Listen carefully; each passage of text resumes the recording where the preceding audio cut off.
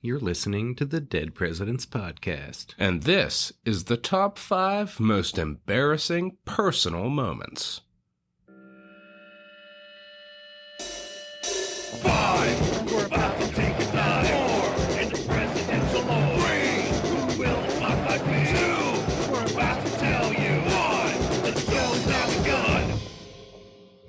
Welcome to the Dead Presidents Podcast. I'm Stephen Lincoln Douglas. And I'm James J. Hamilton. We got to get into our top 5 this week. Yeah, we have the conclusion to a triumvirate of embarrassing top 5s. Yeah, we had embarrassing brothers, embarrassing personal moments, and now we have the top 5 embarrassing political blunders. That's right. We have the blunders, more not necessarily bad policies, but just, kind of maybe political moves, bad optics. Yeah, some bad optics. The kind of thing where the president will, he'll end up looking at himself in the mirror and say, man, I wish I could have that one back. Yeah, a gaffe that's going to come back and bite you. We got a good list of those. That's right. It's time for the top 5 embarrassing political blunders. Number 5. Healthcare.gov launch. Yeah, Americans were being asked to trust the government to run the health insurance market. Yeah, always good advice. Yeah, trust the government. Yeah, but on day 1, they're greeted with a stunning example of extreme government incompetence. On October 1st, 2013, the Obama administration launched Healthcare.gov, the official healthcare exchange for residents of 36 states. In the days, weeks, and months leading up to the launch, the administration had been peppered with repeated warnings that the website was not ready and wouldn't be able to handle anywhere near the expected capacity, but the launch date was mandated by law, so it went forward anyway. And the Obama administration was later accused of, quote, going out of its way to hide the chaos behind the scenes. Within 2 hours of the launch, the website crashed. Users were first told, apply now, then please wait, then please try again later. On the first day, 2.8 million people visited the site, and only 6 users successfully signed up for insurance. 6. I just want to put that in a different perspective. It's a comet hit the Earth. 2.8 million people were killed, but 6 survived. This is their story. And then you go into a nice sci-fi theme. And that's pretty into a hit show. It's pretty ridiculous. I mean, the Dead Presidents Podcast gets 2.8 million hits on a slow day, and we never crash. That's right. In the first week of healthcare.gov, only 1% of those interested were able to enroll, and even when people were able to apply, insurance providers were reporting information missing from the applications. On The Daily Show, Jon Stewart issued a challenge to Secretary of Health and Human Services, Kathleen Sebelius. He said, I'm going to try and download every movie ever made, and you're going to try to sign up for Obamacare, and we'll see which happens first. Every American was legally required to have health insurance by mid-December, and yet the website's problems persisted into late November, cost hundreds of millions of dollars to fix. On October 21st, Obama faced the nation. He said there was no excuse for what was happening. There's no sugarcoating, he said. The website has been too slow. People have been getting stuck during the application process, and I think it's fair to say that nobody's more frustrated by that than I am. Pretty frustrating indeed.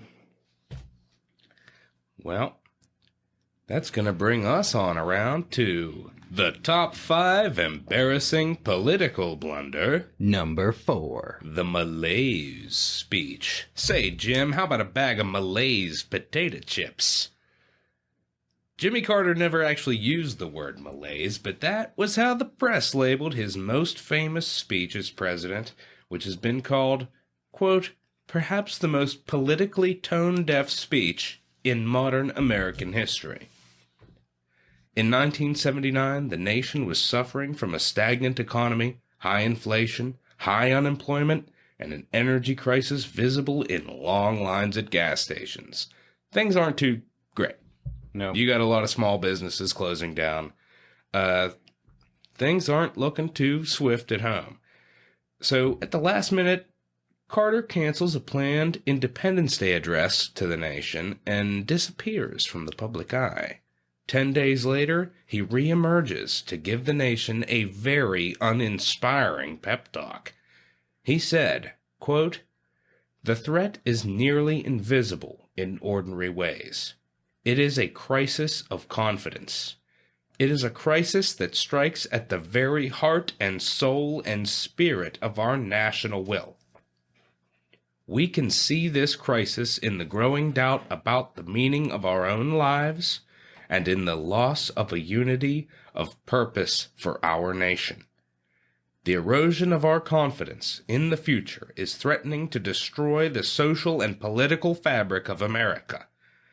This is not a message of happiness or reassurance, but it is the truth, and it is a warning."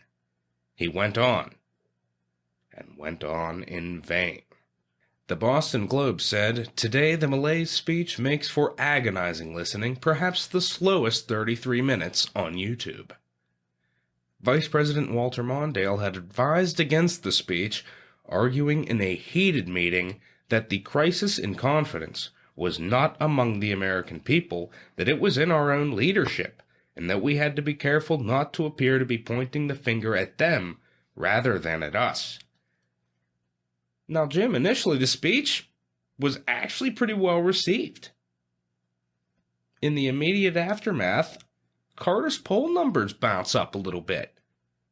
But what happened next? 2 days later, Carter fires 6 members of the cabinet, and it's really starting to look like Mondale called it. Mm-hmm.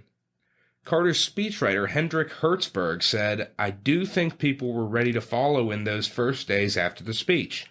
And then there was the Cabinet Jonestown.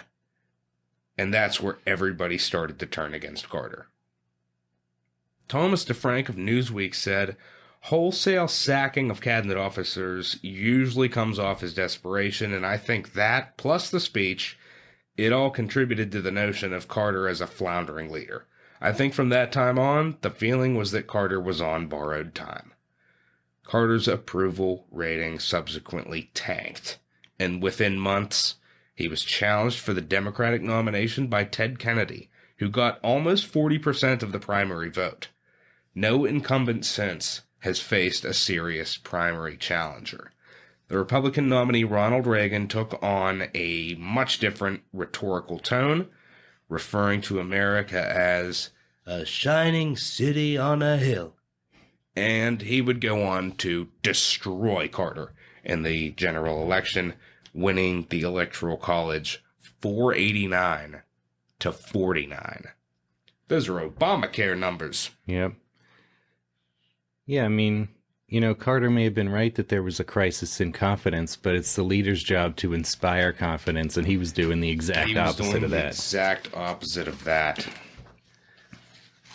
Pretty embarrassing, but let's see what's in store for us on the top 5 embarrassing political blunders. Number 3. Read my lips. No new taxes. Mm-hmm. And the most prominent soundbite from his speech at the 1988 Republican National Convention, George H.W. Bush made a black and white promise not to raise taxes. Some of his advisors thought the language was too strong. Senior economic advisor Richard Darman crossed that line out in a draft, called it, quote, "stupid and dangerous," and felt that it would handcuff the administration. But other advisors thought it was necessary in order to keep conservative support in a campaign that was trying to portray Bush as a centrist. The line stayed in, and Bush said at the convention, "I'm the one who will not raise taxes. My opponent now says he'll raise them as a last resort or a third resort. But when a politician talks like that, that's one resort he'll be checking into. My opponent won't rule out raising taxes, but I will.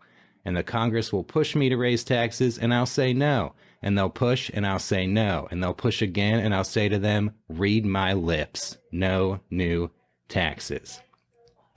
Bush received a significant boost in poll numbers and favorability ratings after the convention. One pollster said he'd never seen anything like it. Yeah, it's a pretty big deal. It was a big bounce.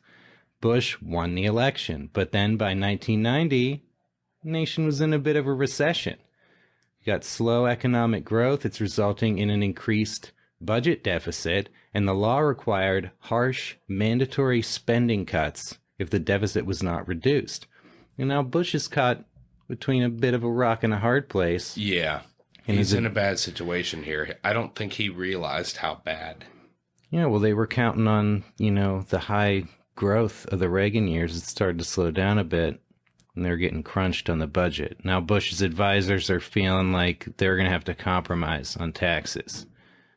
Bush gave a little speech. He conceded that tax increases were on the table in budget negotiations, and the next day's New York Post headline was, "Read my lips, I lied." Ouch. By the time Bush signed off on a budget that included multiple tax increases, his approval rating had already fallen 23 points. It's a big dip. Yep. In 1992, Bill Clinton's campaign ads hammered Bush over his broken promise, and Bush began apologizing for raising taxes, saying he regretted it and should have held out for a better deal. Not a good look in somebody that's the chief executive of the nation. Well, that issue was considered a major factor in his failure to win re-election. One Republican strategist described it as, quote, probably the most serious violation of any political pledge anybody has ever made. And another called the pledge the 6 most destructive words in the history of presidential politics. Boom, boom, boom.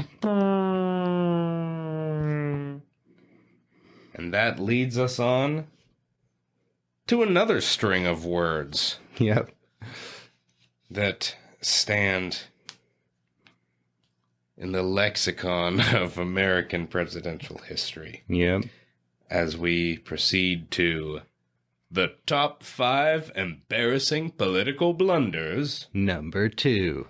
I did not have sexual relations with that woman. In a deposition he gave in Paula Jones's sexual harassment case in December 1997, Bill Clinton testified under oath that he never had sexual relations with a White House intern named Monica Lewinsky. She had also submitted an affidavit denying any physical relationship. As our listeners know from Episode 2's Top 5 Presidential Adulterers, that wasn't true. A little bit of a fib. But when allegations of the Lewinsky affair became public in January 1998, Clinton continued to deny it. A week after the story first broke, he stood before the press and made a categorical denial. I want to say one thing to the American people. I want you to listen to me. I'm going to say this again. I did not have sexual relations with that woman, Miss Lewinsky. I never told anybody to lie. Not a single time. Never. These allegations are false. And I need to go back to work for the American people. What Clinton didn't know at the time was that Ken Starr's independent counsel investigation was already in possession of phone calls secretly recorded by Linda Tripp, in which Monica Lewinsky admitted to the affair and asked Tripp to lie about it in the Paula Jones case. In July, Lewinsky described the affair in grand jury testimony and turned over a now infamous blue dress stained with semen that proved out to be the president's. In August, Clinton was forced to admit the affair to a grand jury and, in a televised address to the American people, admitted that he had lied about it. Clinton was cited for civil contempt and fined $90,000 for his deposition testimony, and his law license suspended, and was impeached for the perjury and obstruction of justice by the House of Representatives. The Senate acquitted him, but the damage to his reputation was done. The scandal became fodder for more late-night joke monologues than any other event in American history. A study showed Jay Leno told 4,600 jokes targeting Clinton, constituting more than 10% of all the jokes told during Leno's 20-year tenure hosting The Tonight Show. Wow. Have you seen this? Have you heard about this? Everyone saw it and heard about it. Some analysts believe the scandal gave voters Clinton fatigue and led to Al Gore's narrow defeat in the 2000 election.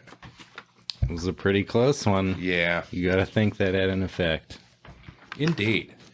And that's going to bring us down to the top 5 political blunder. Number 1.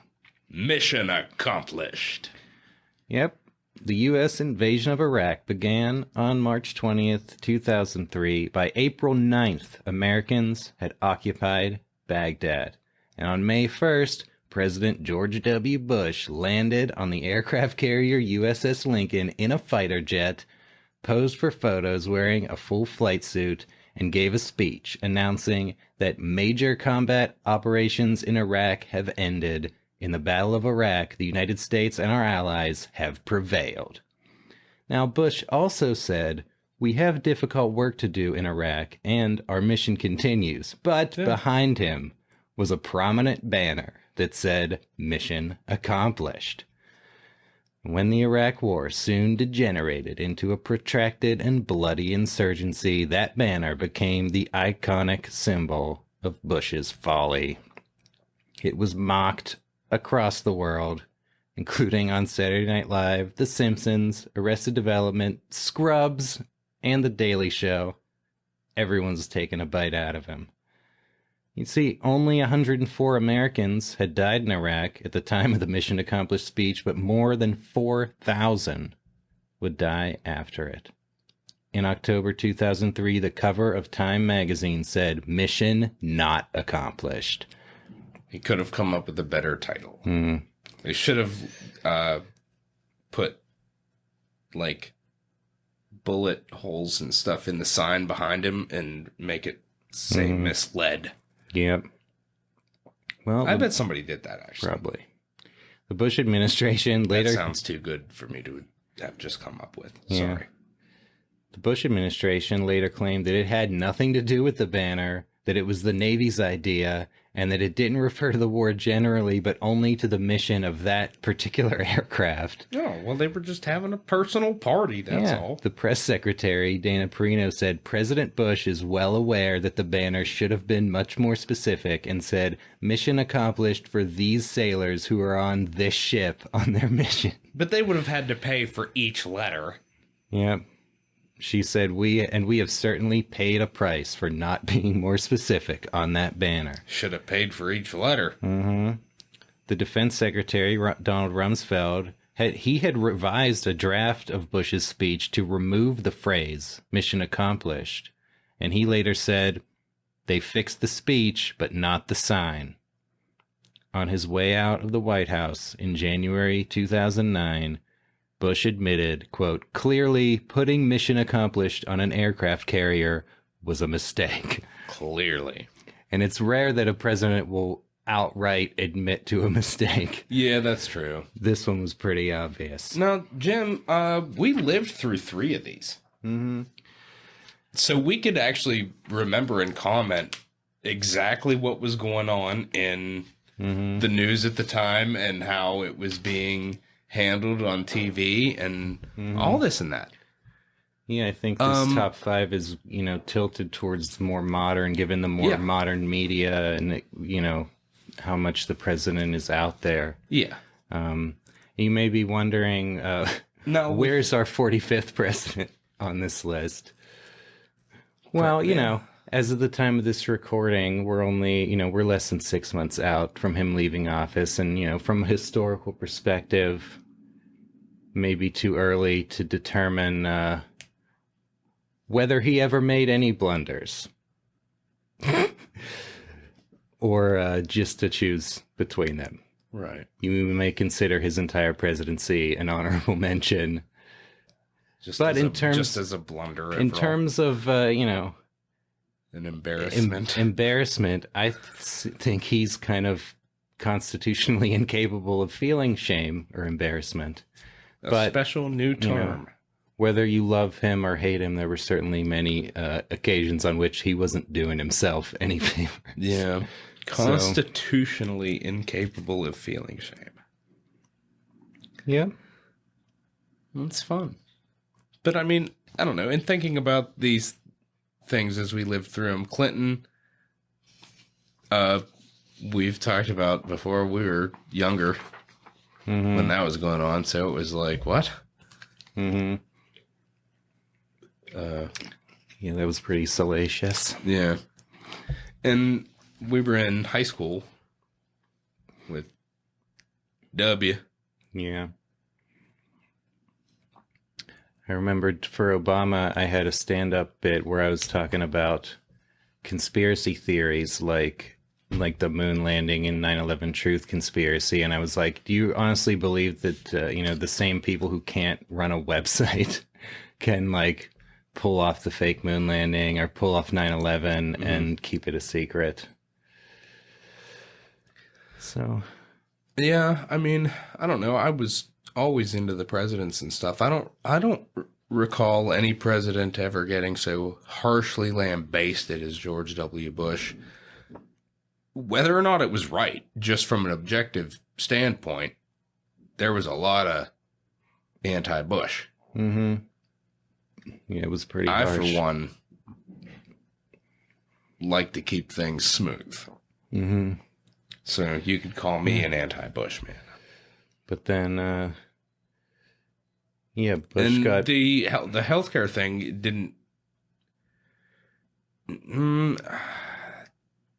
It did actually financially affect me a little bit. Mm-hmm.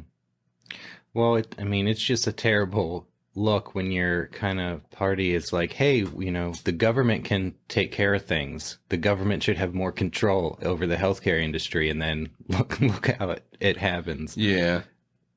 They didn't look very in charge there. Not a good look. Almost as bad a look as any podcast that commits the most embarrassing podcasting blunder of trying to compete with the Dead Presidents podcast. That's right. Until next time.